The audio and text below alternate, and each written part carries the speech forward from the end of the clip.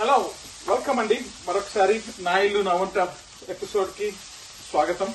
ఇక్కడ మన chef John ఈరోజు అప్పుడప్పుడు స్పెషల్ ఐటమ్స్ చేస్తూ ఉంటారు కదా, అట్లనే ఆయనకు వచ్చిన రాని వంటలు. అయితే మీరందరూ కూడా స్పెషలిస్ట్ కుక్స్, మీకు చాలా డిషెస్ వచ్చు. ఈ ప్రోగ్రామ్ లో ప్రత్యేకత ఏంటి వంటలు చేయటం అనేది అందరికీ రావచ్చు, కానీ రుచికరమైన వంట ఎలా చేయాలి అనేది చెప్పటమే tip of the day today.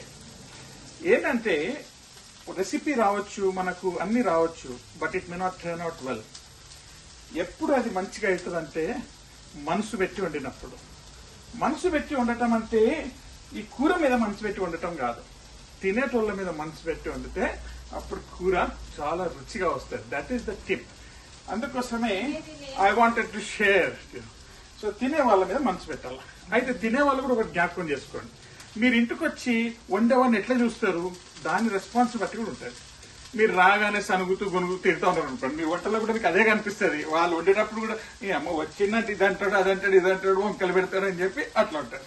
లేదు, రాగానే ప్రేమగా ముద్దుగా చూసుకున్నారు అనుకోండి, వాళ్ళు కూడా ఈ యొక్క కూర మాడకుండా మంచిగా చూసుకుంటారు.